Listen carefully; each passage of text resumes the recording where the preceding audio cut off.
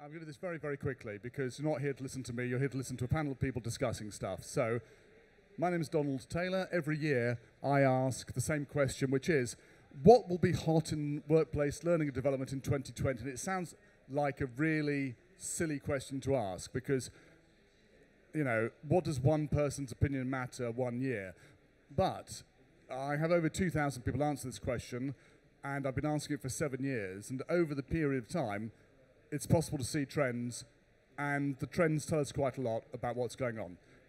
A couple of caveats. The first thing is I don't know if these people answering this survey are from learning and development.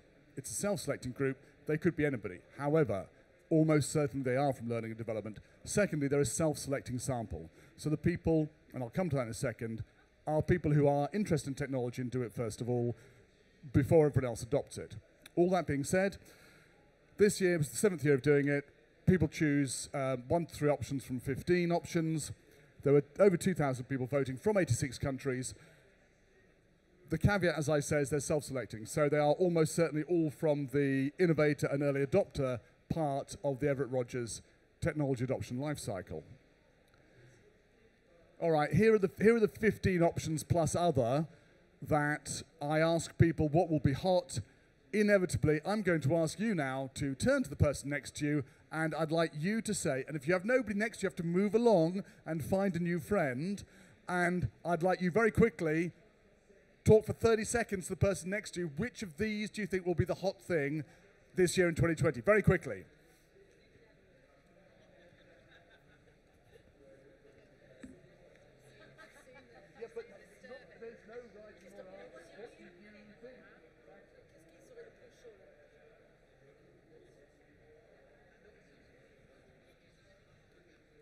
And I don't provide people with any definition of what hot is or not. I just say what will be hot, not what should be hot.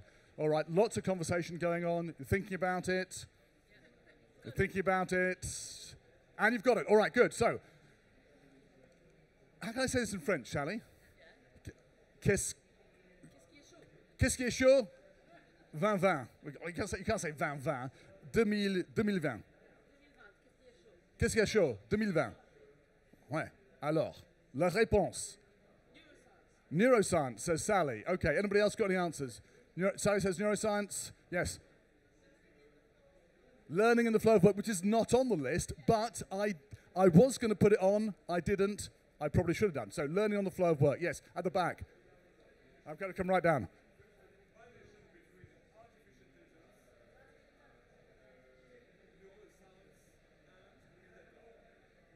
So Alan wants to have 3 different things: artificial intelligence, neuroscience, yes, and big data. All right, there's a lot in that. That's a good answer. Anybody else from this side? Yes. Say again, sorry? Virtual and augmented reality. All right. Do you want to see what 2,000 people said? Okay, I'm not getting much feedback. Do you want to see what? Yes, we do. Yeah, okay, all right. Okay, voilà. Okay, here's the réponse. Now, if you want more, okay, I've written a little bit up about this. There will be a full, like, 40-page summary coming out at the end of February. Okay? The numbers in brackets are where we were last year. So I would say let's drill on that if you want more information. That's the key thing. What I want to draw your attention to is what's at the top of the table and what's at the bottom of the table. By the way, there are no right and wrong answers. So if you think virtual reality is important, it might be really important for your organization. I do think you're right. The combination of neuroscience, big data, and analytics is incredibly important. Let's just focus on the top of the table. What's interesting is these things are all the same as they were last year, just moved around. That was number 6 last year. But very importantly, the first one on the list is learning analytics. Now, I haven't defined what learning analytics is. This year, it was number 1. For the past 3 years, personalization has been number 1. For the 2 years before that, personalization was number 2 and collaborative learning was number 1. So this is the first time in 5 years that we've had a new number 1. Second thing, and then I'm going to get everyone up on the table, everyone up and have a conversation about what we think is going to be big this year, all right? So the second thing that is important about this is that there are two distinct groups of people who answer this survey. They don't know it, but the people who respond by social media and the people who respond to an invitation by email respond very differently. The social media people are a bunch of people who talk to each other all the time. They're always interested in the latest ideas. Their ideas are normally 18 months to 24 months ahead of everybody else's ideas. So last year, the social media group put learning analytics at number 1, and the email group put them at number 6. This year, both email and social media put learning analytics at number 1, and there was no question. It was number 1 throughout the survey. And I follow it every day. I see any changes. That's very unusual. So it's a very, very strong winner. So that tells us, it doesn't mean learning analytics is going to be strong this year. What it tells us is that everyone's taking it really seriously for some reason.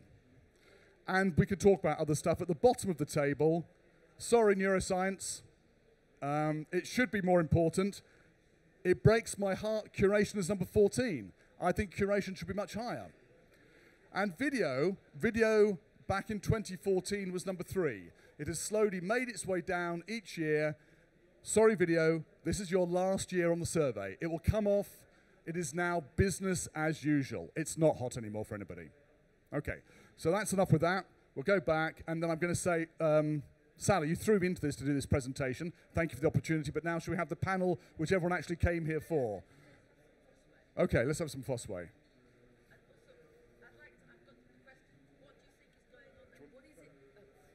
My question to you guys, and it includes Fosway, yeah. What's going on then? Why is learning analytics suddenly so hot? In your opinion, what do you think? And what does David think? Yeah. Start with you. So, I'm going to leap in just for a minute and hijack that, because you've got learning experience platforms moving up from 6 to 4, and we have just said that LMSs, LXPs, and NGLEs do not exist. They're dead. What we now talk about is suites and specialists. So the suite is what traditionally probably was the LMS, maybe with a little bit of next-gen learning environment on there. But also what we've been finding is that the next-gen systems are backfilling with the LMS functionality. So in fact, there is no difference. There is no point in having a differentiator or a classification that says next-gen LMS. It's a suite.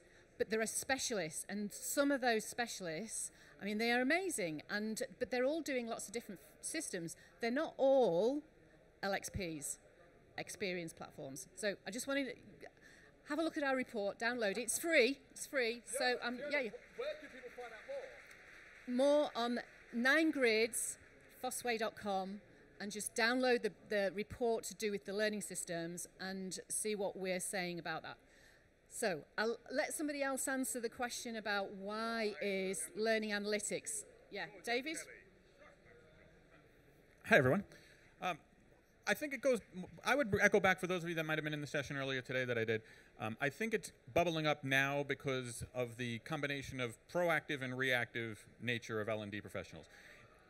Don mentioned the difference between the people who do it on social media and such. There's a proactive nature to how can we harness this for our work. And there are lots of different ways in which that's being applied. But there's also the reactive nature to the idea of analytics giving us a better understanding of what's going on in our workplaces and what people are doing, not in an L&D context, in a performance context within the organization, is radically getting faster. And that prevents a certain, that creates a certain level of accountability within the L&D function that people are becoming more and more aware of. So it's not always a case of just putting L&D out there in terms of we need to be doing analytics better, but understanding that the ability to understand what people are doing and therefore how L&D supports it is getting greater within an organization, and our ability to respond to that is becoming more important. Very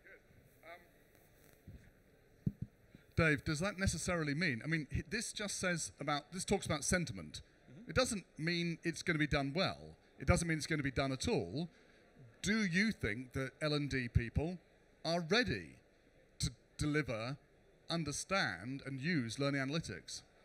Well, I think I also would, learning analytics to me is a little bit narrow, and just in the context that I think that the reason that people are concerned about learning analytics is because they are getting more pressure from analytics within the organization. That the organization in general is having an understanding. There are business leaders who are talking about performance and metrics and analytics associated with how people performed that don't think of it as learning analytics. They're just talking about how the data that's available that help them understand how to perform. So I think that there's a combination of that there's the exterior pressure of the organization is asking questions, data-based questions related to how people are performing and our ability to be able to participate in that conversation, partially through our own analytics, partially being able to talk in the metrics that the business is already using. So this is like a symptom of the fact that we're hearing this conversation about data going on everywhere. Well, we should be having a data conversation as well. Agreed. Can we?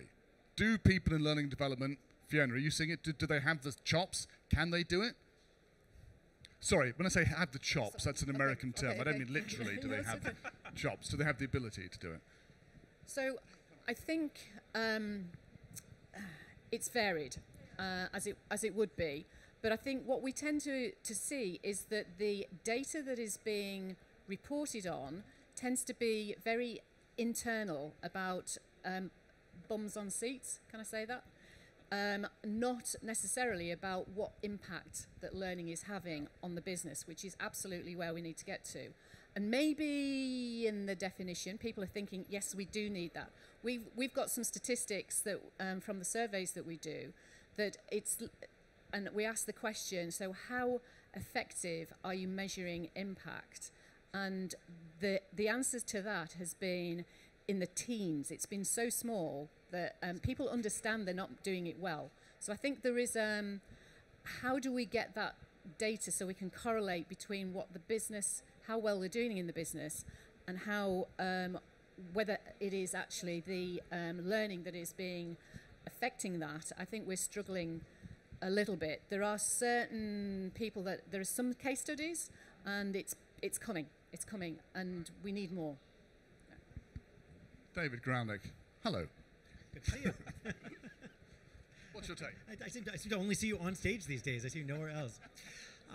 Yeah, no, I mean, I think my take is really that it's not entirely about whether L&D people have the chops themselves, but also what's going to be out there to help them see the data better. What's going to be out there to help them do more with the data and more tools that they, that are going to help people do something useful with it. There's a massive amount of data that we could have, right? I mean, there's just absolutely massive amounts of data, and if we get the right kinds of reports, the right kinds of ways to think about it, the right connections between what the analytics are saying and what you can actually do with that to not only measure performance but see how you can improve it. There's some of that I think comes from elsewhere, comes from what are people building that are going to help you, and I think that's not all on L&D to do custom, but some of that's going to come from the outside. Yeah, for sure. Okay, I just want to point out that, just very quickly, the top 5 of them, at least 4, if not 5, all depend on data in some way. So it's not really just about analytics. It's about how L&D is handling data. And this is a big change from how the survey was certainly 3 or 4 years ago, and certainly when it started. It's now about how we do our jobs in terms of being more effective, rather than about how we design and deliver content, which is very much how we've been thinking about L&D traditionally. Sally Ann. Yeah, I just wanted to add, we've been doing the baromètre with the AFINEF in the last 2 months, and we do an annual barometer of e-learning in France, the barometer.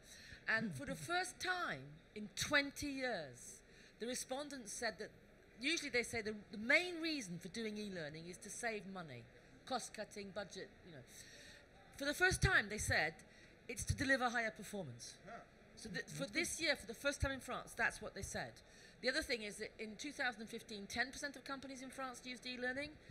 2020, with our barometer, we've got 30% now. There's a big penetration into the small and medium companies. If you are going to do some data analytics and you are going to start building reports about your e-learning, I want to give you one piece of advice that I learned the hard way. The main dimension that gives value is activity, work. I look at all sorts of people's systems, and what are you measuring? Oh, competence, knowledge, testing exams, quizzes. The only thing that adds value is the change in the work. That's when the value hits the road. Competence is an input. but we treat it as an output because we're in the learning business, right? But it's activity. So if you are going to start doing data, for heaven's sakes, try and track activity. Get a dictionary of activities, get some definitions of activities, but try and measure activity. That way you're building your house on rock. If you build it on knowledge, you're building it on sand. Okay? Yeah. That's a great soundbite. Look, we're standing up here giving our thoughts about this. Does anybody have any thoughts from the audience? Yeah, because otherwise it's just us talking. Yes, go. I'm going to... Let's see, do you have the one? Yes, go on, Fiona. You can tell this will be very carefully planned. Okay, yeah. great. Thank you, James Qureshi. Hi. Given what we've seen here and what I've been listening to from amongst other your colleagues saying that, you know, video is a great approach, etc. Here, from what I'm reading, is that video has dropped down to number 15. So if my company starts to invest in video, my understanding in about a couple of years, that's no longer going to be the hot topic. And that may not be a bad thing. I've got in my hand a top tool for learning. Nobody's going to describe a pen as being hot technology, but I depend on it every day. Now, the good thing about video being number 15 is, you know what, a lot of the lumps, a lot of the problems have been ironed out. We now know pretty much how to do it. Branching video, intelligent use of hotspots and so on. Yeah, there are nuances, but now we know how to use it. So the question is, what's going to be hot, not what's going to be effective. So bear in mind, this is a self-selecting group right at the beginning of the curve. It's now being tried and tested. Early majority use it. I think video can be a great investment. So that's my take on that. Okay? I've lived in this field long enough not to get too excited about the stuff that's new. I prefer the stuff that works. I was just going to say that the survey that we do, it's about there is more than one survey. Yeah, it's about what are you likely to be using, and video is actually in the top 5 in that. And what about mobile as well? Yeah, mobile is as well. Yeah. Yeah. Can I ask Don a question? Actually, Fiona, maybe either of you. I'm curious. Are there things that come to mind that were hot, I don't know, 5 years ago that just are nowhere? Yeah. So if you think about those two groups, the social media group and the email group, my thesis, but I can't yet prove I don't have enough years of data. My thesis is that the social media group starts off ideas, and then later the email group, which are people in work trying to make things happen, pick it up. Not everything transitions from being people feeling excited about it with one group to really using it in the email group. Classic example is gamification. Now, gamification works in the right circumstances, in the right way. It hasn't transformed. It hasn't made its way from people being enthusiastic about it to its large-scale implementation. The same is true for a bunch of other stuff. Fiona, any thoughts? Trying to think what not in the top 5 or hasn't been in for a while. Yeah, MOOCs maybe. Yeah, MOOCs is a classic example. It plummeted down the table in terms of people saying it was hot, and just at the same time as the number of courses absolutely ramped up. So people were really using it in the real world, but L&D didn't think it was very exciting. Dave? Two quick thoughts to your question. One is, most of you are probably familiar with the hype curve that exists around something. When things get really hot, they go really, really hot, and then it goes into this trough of disillusionment when reality sets in, and then it gets to a level of normalization. So I would not interpret something falling off this list as it's no longer relevant. I would interpret it more as it's reaching a point of normalization, that it's now part of the larger equation rather than being something that needs to be looked at as an outlier. The other thing that I think is, especially, this becomes very prevalent to me when I look at the top of this list, we are very focused on buzzwords in our industry. What's the hottest buzzword? What's the thing we're looking at? I hate buzzwords just because of the way I define them. I define a buzzword as a term whose usage is spreading faster than its understanding. And a lot of those definitely fall in that category, that these are really big and they're really important, even though we don't exactly know what they are as a field as of yet. So I wouldn't look at the top of this list as, oh, wow, we need to be in that space. They're very buzzy right now. So the context around how you look at this list, I think, is critical. Yeah, Dave's absolutely right. I mean, that's what this is for. It's to judge people's sentiment, not to have a crystal ball to view the future. So you're absolutely right. I do believe that learning analytics will be important in the future. I think the trend here is that we're moving towards a data-driven future, but I don't necessarily think that's going to be how we do it. I think that's a reflection of it. I would also say this about the hype curve. The hype curve goes up, comes down, and then goes up and stabilizes. I don't think everything makes it up. Some things go up and they just come down and that's it. And they never make it anywhere. And we see Second Life as a great example in learning. You know, it exploded 2009, it came down, and it never took up again. And that happens with other things as well. Just thinking about mobile as well as another one. So we found that mobile seemed as though it was like table stakes. You had to have mobile on your requirements list, but then it wasn't necessarily being used so much actually in the in the organisation. But I think that's beginning to change, and particularly in retail, for example, that is where people that are deskless are using mobile, and so on our grid there are a number of the specialists that focus on mobile, and you've got a really good company here that is French based that is at the forefront, certainly within Europe, in terms of mobile. So that is it's I think another one that is coming up. Well, although mobile is 12th on the list here, the social media group are not interested in mobile because it's something that's just, we do it. Why would you bother about it? The email group is really interested in mobile because it's a practical thing they're wrestling with and trying to make work in the workplace. So you're right. It's definitely on the up in terms of being adopted properly, yeah.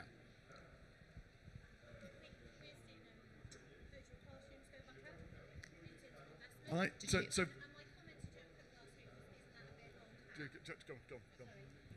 We're seeing virtual classroom, investment in virtual classrooms go back up. And my take on it when I saw the data was like, bit old hat.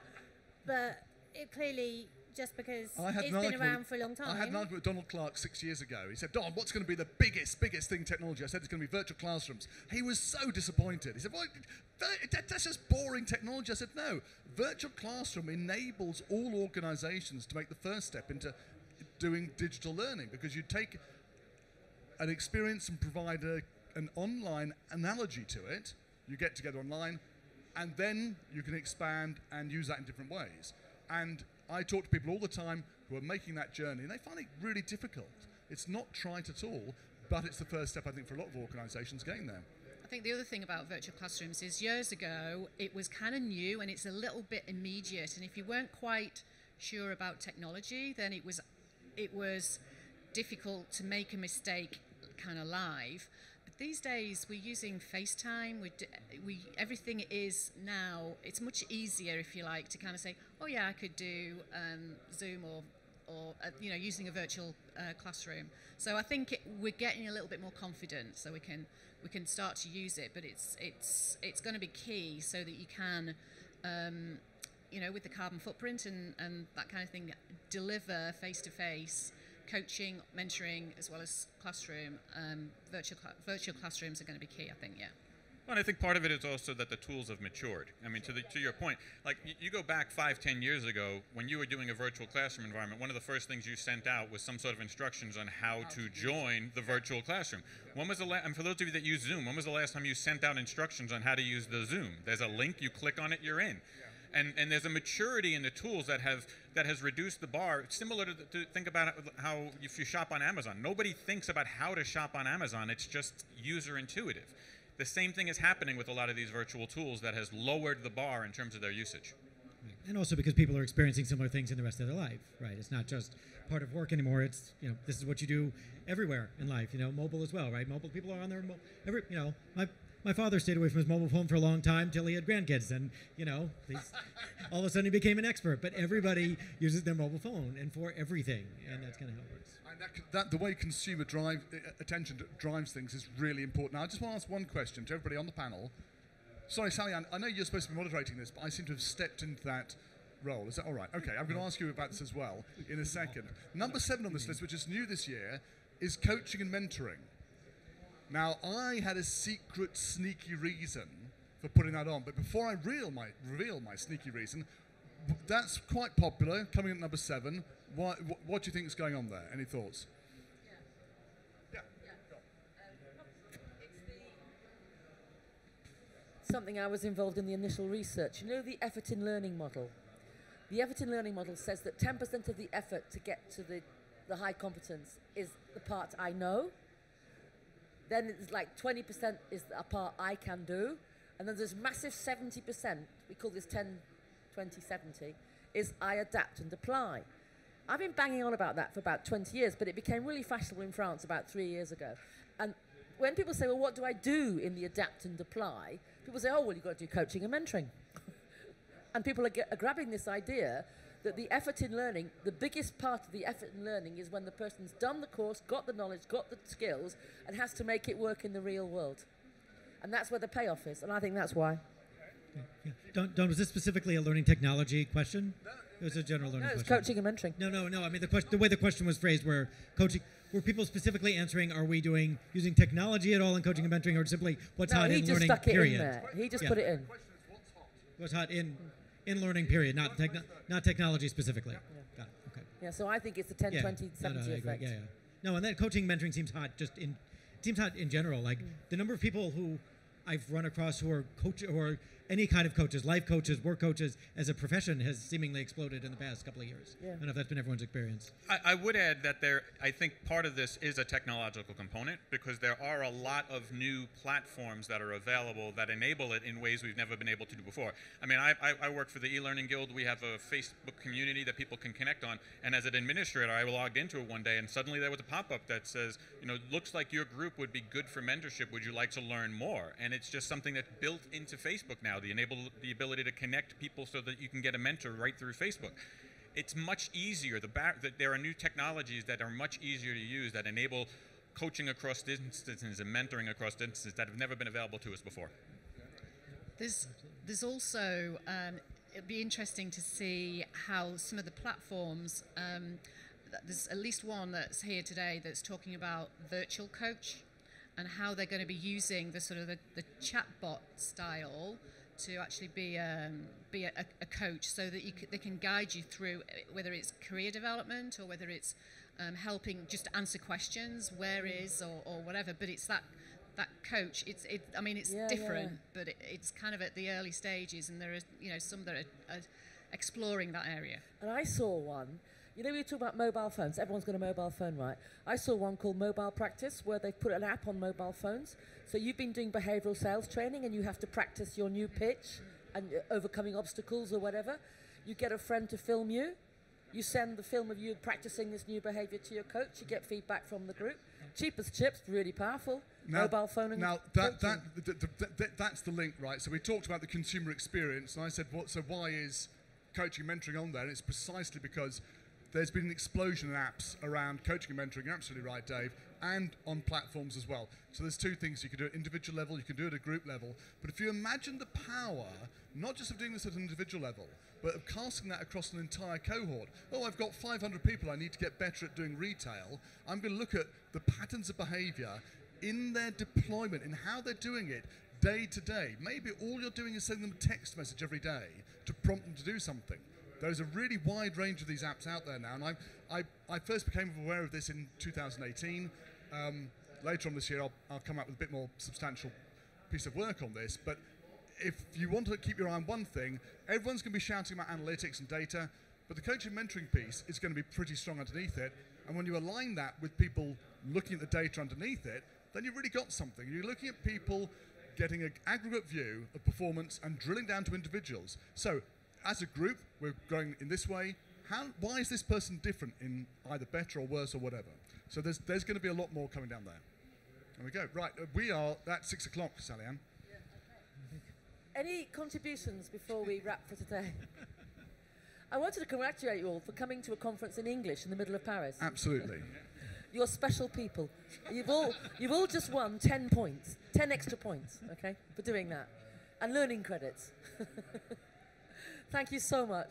We love you all. Thank you all. Thanks, everybody.